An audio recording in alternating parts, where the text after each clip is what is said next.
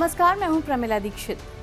भारत और ईरान के बीच हुआ एक समझौता पड़ोसी पाकिस्तान के साथ ही चीन के लिए भी चिंता का सबब बन रहा है।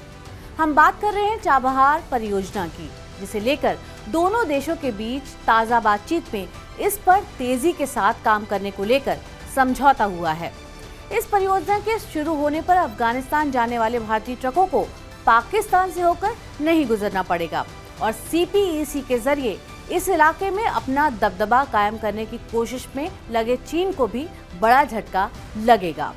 द इकोनॉमिक टाइम्स की रिपोर्ट कहती है कि भारत और ईरान अपनी पहली विदेशी बंदरगाह परियोजना चाबहार पोर्ट को लेकर अंतिम समझौते पर पहुंच गए हैं। इस ईरानी बंदरगाह का निर्माण दोनों देशों के बीच लंबे समय से चर्चा का विषय रहा है। ये तब भी चर्चा में आया था जब प्रधानमंत्री मोदी साल 2017 में तेहरान गए थे। साल 2021 में ताशकंद में एक कनेक्टिविटी सम्मेलन हुआ था, जहां पर भारतीय विदेश मंत्री एस जयशंकर ने चाबहार बंदरगाह को अफगानिस्तान के साथ साथ एक प्रमुख क्षेत्रीय पारगमन केंद्र यानी ट्रांजिट हब के रूप में पेश किया था। अब आपको ये बताते हैं कि क्या है ये परियोजना। दरअसल ईरान के दक्षिण पूर्वी हिस्से में सिस्तान बलूचिस्तान प्रांत में मौजूद कनेक्टिविटी परियोजना के तौर पर ओमान की खाड़ी पर चाबहार बंदरगाह का विकास किया जा रहा है, जो साल 2003 से दोनों देशों के सहयोग से बन रहा है। उन्होंने बंदरगाहों और संबंधित उद्योगों में $8 अरब का निवेश करने के समझौते पर अपने हस्ताक्षर किए थे। इसे अफगानिस्तान और मध्य एशिया के लिए पारगमन मार्ग यानी ट्रांजिट रूट के रूप में विकसित किया जाएगा। इसके 2 प्रमुख बंदरगाह हैं, लेकिन भारत दोनों में से सिर्फ एक का ही विकास करेगा, यानी शहीद बेहेश्ती बंदरगाह का। इस परियोजना में भारत और ईरान के अलावा अफगानिस्तान भी जुड़ा है। जनवरी 2016 में तीनों देशों ने बंदरगाह को विकसित करने को लेकर एक त्रिपक्षीय आर्थिक समझौते पर हस्ताक्षर किए थे। बीते कुछ सालों में चाबहार परियोजना काफी विकसित हुई है और अब इसमें एक बंदरगाह, एक मुक्त व्यापार केंद्र, जाहेदान इलाके तक 628 किलोमीटर लंबी रेलवे लाइन और फिर ईरान तुर्कमेनिस्तान सीमा पर सिराक्श तक 1000 किलोमीटर से ज्यादा लंबे ट्रैक की परिकल्पना की गई है। हूती सैन्य ठिकानों पर ब्रिटेन, अमेरिका बलों के हमले और अमेरिकी विदेश मंत्री एंटनी ब्लिंकन के साथ चर्चा के बाद विदेश मंत्री एस जयशंकर ईरान की 2 दिवसीय यात्रा पर थे। उन्होंने अपनी ईरानी यात्रा की शुरुआत ईरानी सड़क और शहरी विकास मंत्री मेहरदाद बजरपाश के साथ बैठक के साथ की।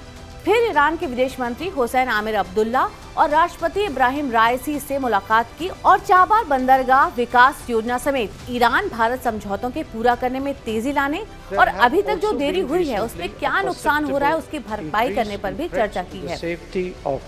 Maritime commercial traffic in this important part of the Indian Ocean.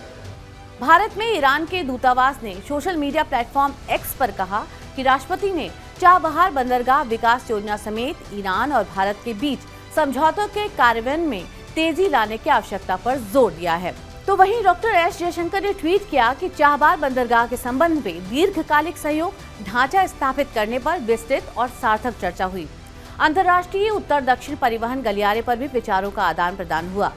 Bharat साल 2016 से ही क्षेत्रीय व्यापार को बढ़ावा देने के लिए खासतौर पर अफगानिस्तान से अपनी कनेक्टिविटी बढ़ाने के लिए चाबहार बंदरगाह परियोजना पर जोर दे रहा था, जब इस उपमहाद्वीप ने टर्मिनल विकसित करने के लिए ईरान और अब तालिबान के नेतृत्व वाले राष्ट्र के साथ त्रिपक्षीय समझौते पर हस्ताक्षर किए थे। चाबहार परियोजना के जरिए पाकिस्तान को दरकिनार करते हुए भारत को अफगानिस्तान के लिए एक सीधा रास्ता मिलेगा। अभी तक अफगानिस्तान जाने वाले भारतीय ट्रक पाकिस्तान होते हुए गुजरते हैं और पाकिस्तान इन ट्रकों को अपने इलाके से गुजरने पर इनकार करता रहा है। अफगानिस्तान ऐतिहासिक रूप से भारत के साथ मित्रता के बंधन में बंधा हुआ है। नई कनेक्टिविटी से अफगानिस्तान को भी बड़ा फायदा होगा। अपने व्यापार, कारोबार और संपर्क का विस्तार करने के लिए उसे भारत के रूप में एक बड़ा बाजार मिलेगा। इससे अफगानिस्तान पर पाकिस्तान का दबंग प्रभाव काफी हद तक कम हो जाएगा। इसके अलावा CPEC के जरिए इस इलाके पर चीन ने अब तक जो वर्चस्व स्थापित किया है, चाबहार परियोजना से चीन का प्रभाव भी बेहद कम हो जाएगा। धन्यवाद।